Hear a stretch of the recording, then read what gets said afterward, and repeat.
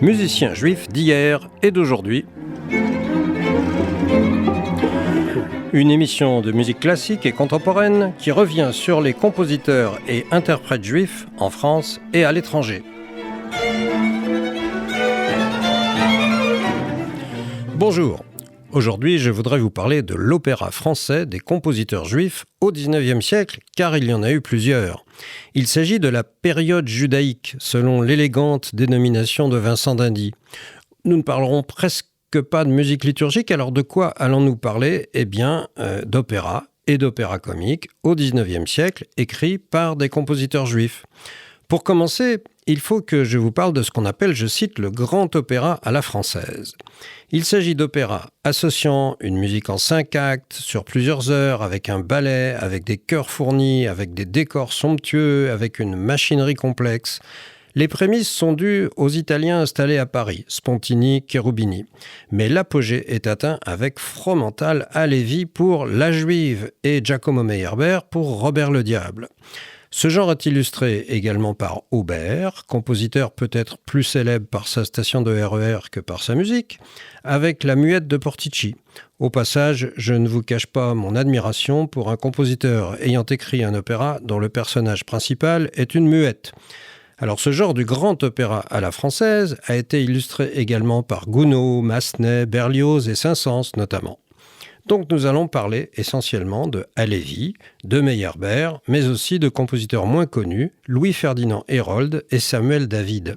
Dans une prochaine émission, je vous parlerai d'Offenbach, compositeur né juif et fils de Chazan.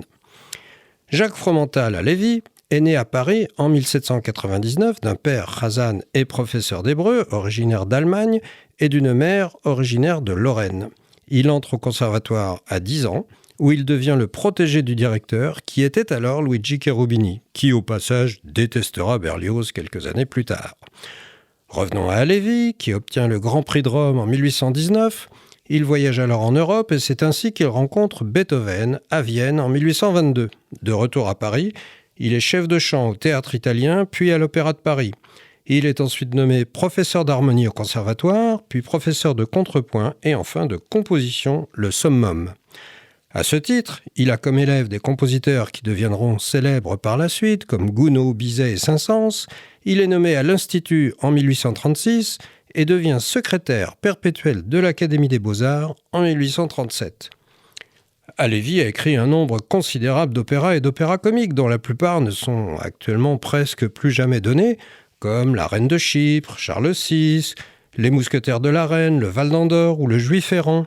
Mais l'œuvre qui l'a rendu célèbre et qui est toujours jouée actuellement est son splendide opéra La Juive. Cet opéra a été créé à l'Opéra de Paris en 1835. Gustave Mahler a déclaré, je cite, « Je suis absolument bouleversé par cette œuvre majestueuse et merveilleuse.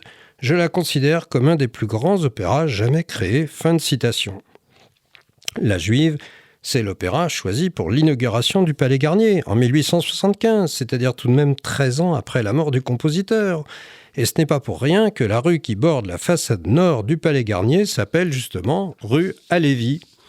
La Juive, c'est un opéra qui a fait une carrière ininterrompue jusqu'en 1933, où, curieusement, il a disparu des programmes, pour connaître une renaissance en 2007. Alors quel est le sens de cet opéra ? Pour Halévy, compositeur qui ne cachait pas son judaïsme, s'agit-il un peu de vulgarisation ? Mais sans manichéisme, le personnage principal d'Éléazar est celui d'un opprimé, mais il n'est pas toujours sympathique. Or, le titre est ambigu, parce qu'on comprend vers la fin de l'opéra que la juive n'était finalement pas juive. Et ce n'est pas le personnage principal qui est le joaillier Éléazar. Et prudemment, pour éviter toute ambiguïté, Halévy a situé l'action de son opéra au Moyen-Âge lors du concile de Constance. Donc ça, c'est des histoires anciennes. Quoi qu'il en soit, il faut que je vous fasse entendre l'air le plus connu de cet opéra, Rachel, Camp du Seigneur. Air qui a été chanté par tous les grands ténors et que nous entendons ici tel qu'il a été repris à l'Opéra de Paris, précédé de sa belle introduction par 2 corps anglais. Les corps anglais, ce sont des instruments qui sont en fait des hautbois jouant une quinte plus bas.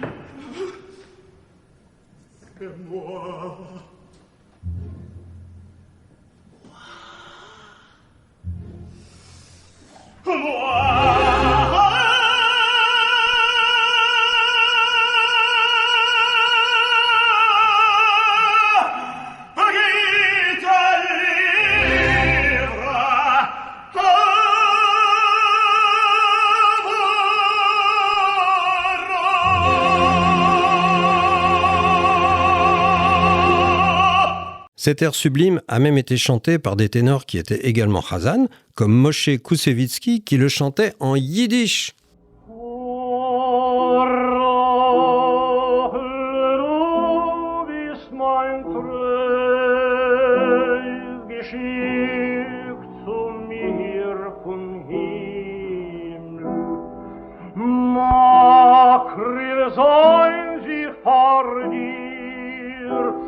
Mein Leben bin ihr Grey.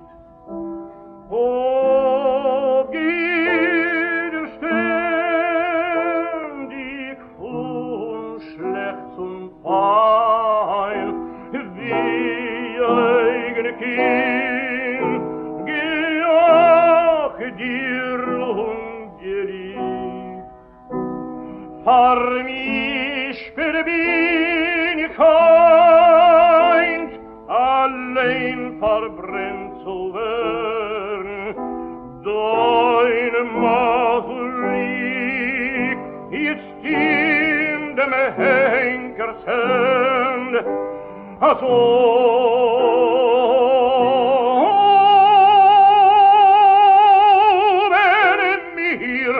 Gott ardient.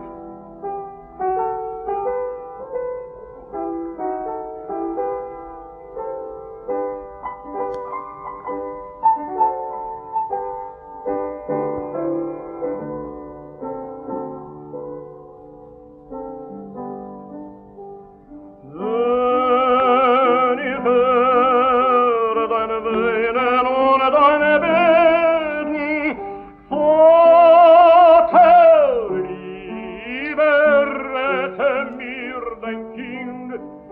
die Schaf und Tal tut mir sehr schrecken, von dem Feier befreie mir dein Kind, von Leben gar noch nicht genossen,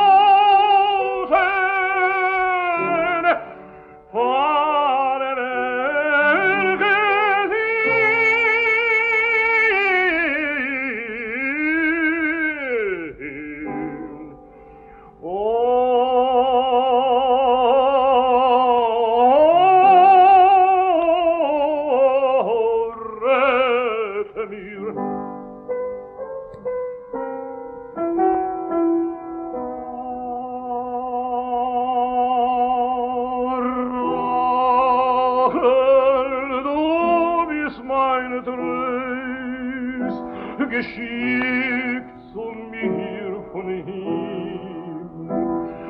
Makrile sein sie dir, mein Leben bin ihr gröt. Vor mich bin ich ein, allein verbrennt zu werden. Deine Masel liegt jetzt in dem Henkers Hand, also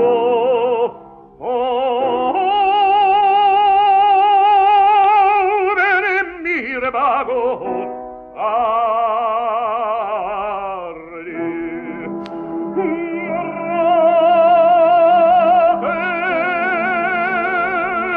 die Henkers in die Hand,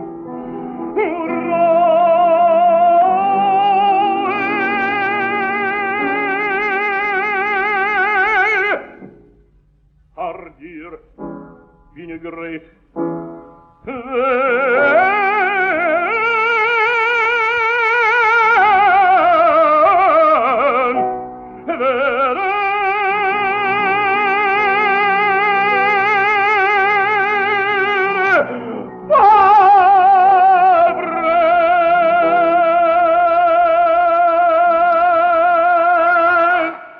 Cet opéra est, soyons clairs, une musique profane, c'est-à-dire pas du tout une musique liturgique, mais il y a de vrais faux passages de musique sacrée, avec par exemple une scène du Seder de Pessah chez le personnage principal, le joaillier Éléazar. Celui-ci chante une prière « Dieu, que ma voix tremblante ».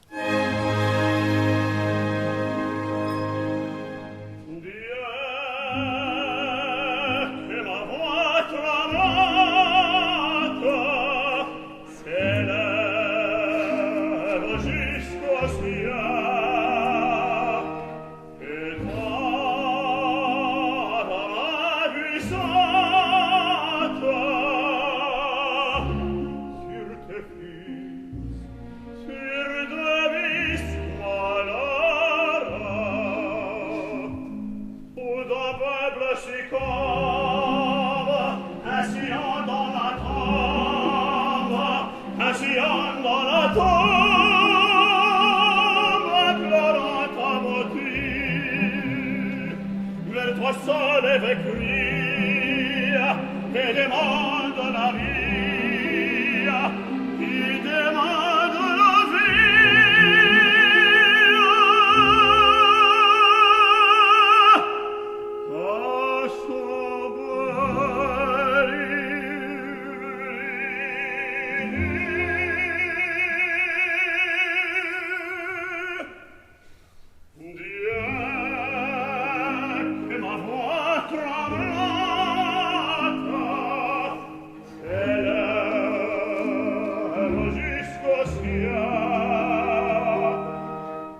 A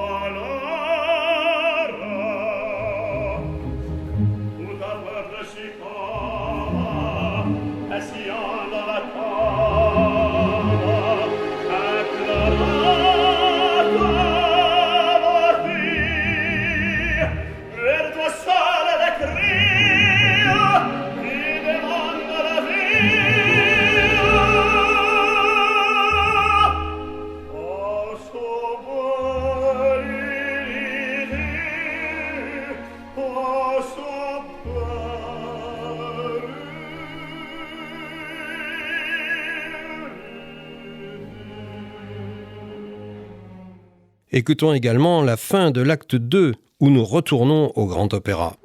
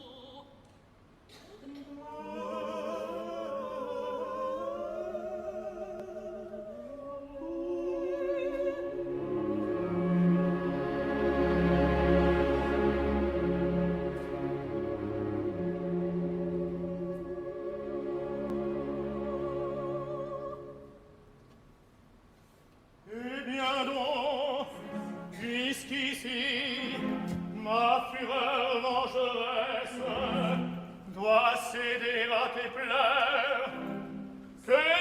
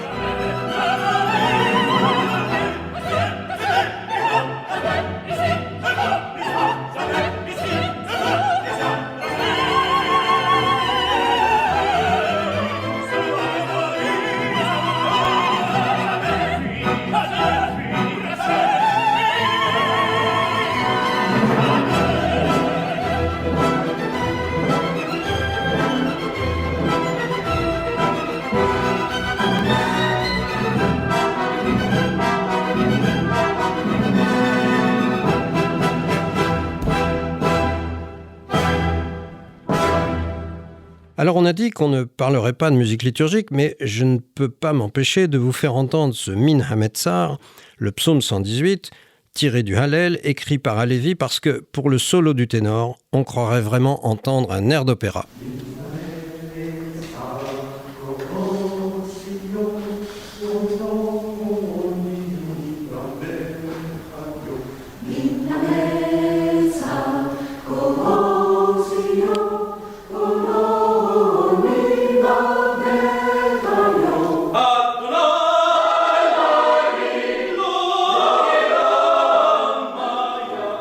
Adonai,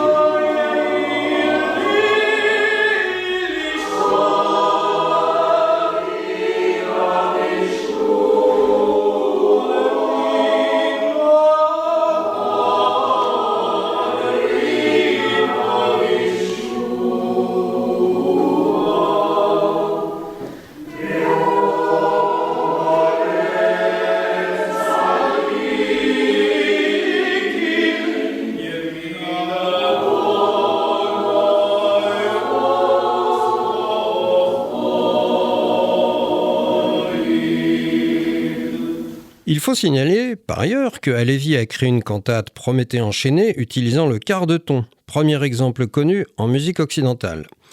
Il est mort en 1862 à Nice, mais a été enterré au cimetière de Montmartre. Sa fille Geneviève a épousé Georges Bizet, l'élève préféré de son père, mais elle est devenue veuve après seulement 6 ans de mariage, Bizet étant mort très jeune, à 36 ans comme Mozart. Elle s'est remariée plus tard avec un banquier juif. Son neveu Ludovic Halévy s'est fait connaître avec un certain Henri Meillac comme le librettiste de multiples opéras, dont Carmen et plusieurs œuvres d'Offenbach. Alors je viens de faire rapidement allusion à Jacques Offenbach et je vous en parlerai, comme je l'ai dit, dans une prochaine émission. En effet, je dois maintenant vous parler de Giacomo Meyerbeer, autre acteur majeur de ce genre du grand opéra à la française. Il est né à Berlin au sein d'une famille aisée, d'un père Jacob Beer et d'une mère Amelia Meyer. Le jeune Jacob se montre très vite doué pour le piano. Il joue un concerto de Mozart en public à l'âge de 9 ans. Il étudie avec Salieri, mais aussi avec Zelter. Karl Friedrich Zelter, c'était une véritable autorité musicale à l'époque, même s'il n'a strictement rien laissé qui soit passé à la postérité. Mais c'était par exemple la référence musicale de Goethe, si bien que quand le jeune Berlioz a envoyé son projet de damnation de Faust à Goethe, normal puisque l'action était tirée du livre de Goethe, ce dernier, avant de se prononcer, a demandé l'avis de Zelter, son conseiller musical, avis qui s'est avéré parfaitement négatif. On y trouvait les mots crachant bruyamment, éternuant, grognant, éructant, etc. Pourtant, entre Zelter et Berlioz, vous savez très bien lequel des deux est passé à la postérité, n'est-ce pas? Mais revenons à notre Giacomo. Il unit les patronymes de son père et de sa mère et devient donc Meyerbeer.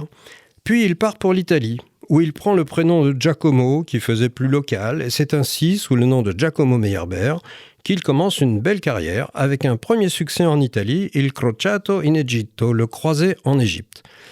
Ensuite, il se rend à Paris, et c'est là qu'il écrit son premier grand opéra, Robert le Diable. Puis, il part quelques années pour Berlin, où il est nommé directeur de la musique de la cour. Il faut savoir qu'il a été la cible répétée d'attaques antisémites de Richard Wagner, notamment dans le pamphlet de Wagner, Les Juifs en musique de 1850, réédité, s'il vous plaît, en 1868. Wagner y attaquait frontalement Meyerbeer, alors qu'il n'a jamais dit un mot sur Halévy. Il faut dire que, selon ce qu'on raconte, Meyerbeer, plutôt riche, avait prêté de l'argent plusieurs fois à Wagner, qui ne le lui avait jamais rendu. Au bout d'un certain temps, Meyerbeer avait fini par refuser de prêter de nouveau de l'argent à Wagner, et peut-être cela a-t-il été une des raisons pour lesquelles Wagner a cru devoir lancer ses attaques antisémites sur Meyerbeer. Tout comme Halévy, et comme nombre de compositeurs de cette époque, Meyerbeer est l'auteur d'un nombre considérable d'opéras et d'opéras comiques, parmi lesquels je ne ferai que citer La Porte de Brandebourg, Marguerite d'Anjou, Dinora ou Le Pardon de Plohermel, L'Étoile du Nord, Le Croisé en Égypte et Robert les Diables, dont je vous ai déjà parlé. Mais j'en viens au Huguenot, opéra écrit en 1836 à Paris. Il s'agit d'un opéra écrit sur la Saint-Barthélemy, ses causes et ses conséquences, avec sa fameuse bénédiction des poignards.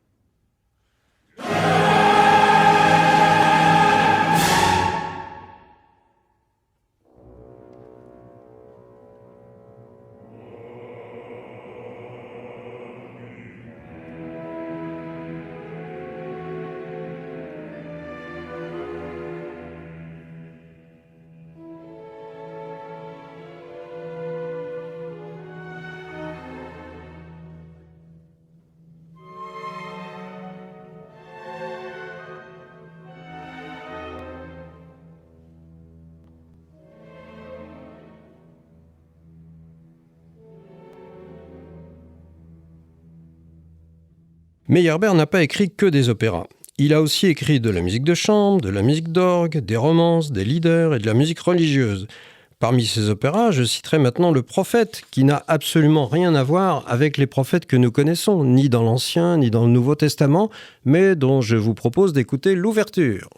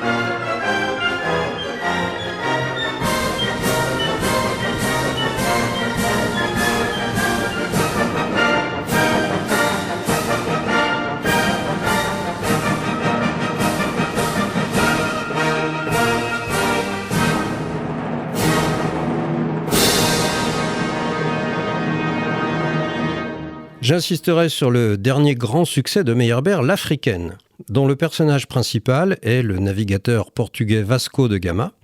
Cet opéra a été représenté pour la première fois après une longue gestation en 1865 à Paris. Meyerbeer étant malheureusement mort l'année d'avant, le 2 mai 1864, brutalement, en pleine gloire, à Paris, et une cérémonie avait été organisée à la gare du Nord pour le transfert de son corps vers Berlin, où il repose dans l'un des cimetières juifs de la ville, et où sa tombe se trouve encore. Les nazis n'y ont en effet pas touché, préférant sans doute s'occuper des vivants plutôt que des morts. Voici donc un extrait de ce grand succès post-mortem de Meyerbeer, l'Africaine, l'air au paradis.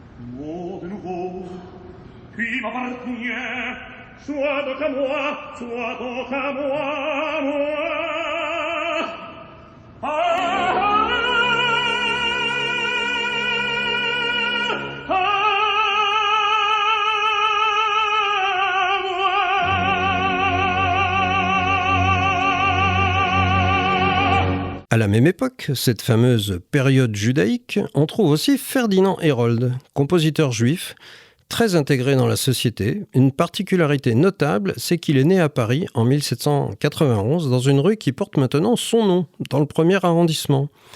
Son père n'avait pas très envie que son fils fît de la musique, mais le décès du papa, en 1802, a permis au jeune Ferdinand de se lancer finalement dans ce qui lui plaisait.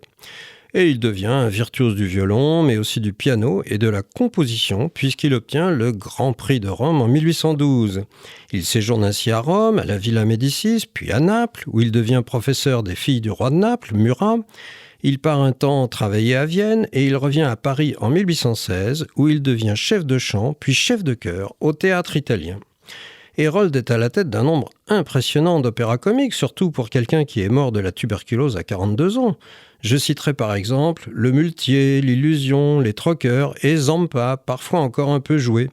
Il faut citer aussi Le Pré aux Clercs, dernier opéra comique terminé par Hérold avant sa mère, pratiquement plus jamais joué de nos jours.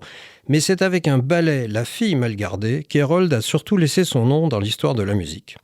Ce ballet figure en effet au répertoire de l'Opéra de Paris et y est encore régulièrement représenté, dans une version certes quelque peu adaptée par rapport à la partition originale d'Hérold.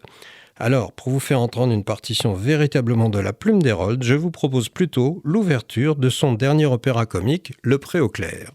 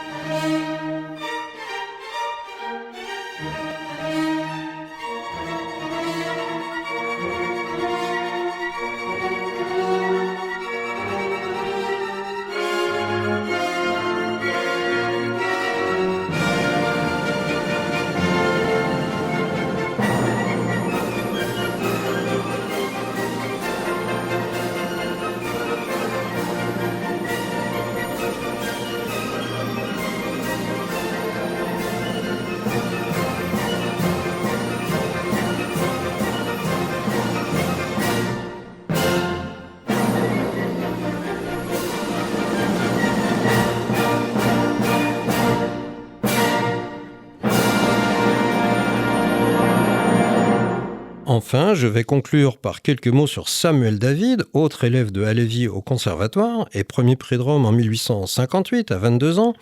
Il s'agit donc de quelqu'un qui connaissait réellement la musique, même si son nom n'est guère connu. Si je vous en parle, c'est que, après avoir écrit 4 symphonies et plusieurs opérettes, dont la seule jamais jouée fut Mademoiselle Sylvia, il a été nommé en 1872 directeur de la musique des temples consistoriaux. Il est à ce titre l'auteur d'un recueil de musique liturgique dont plusieurs morceaux sont encore actuellement en usage dans les offices religieux. C'était Musiciens juifs d'hier et d'aujourd'hui. Une émission proposée et présentée par Bruno Freitag.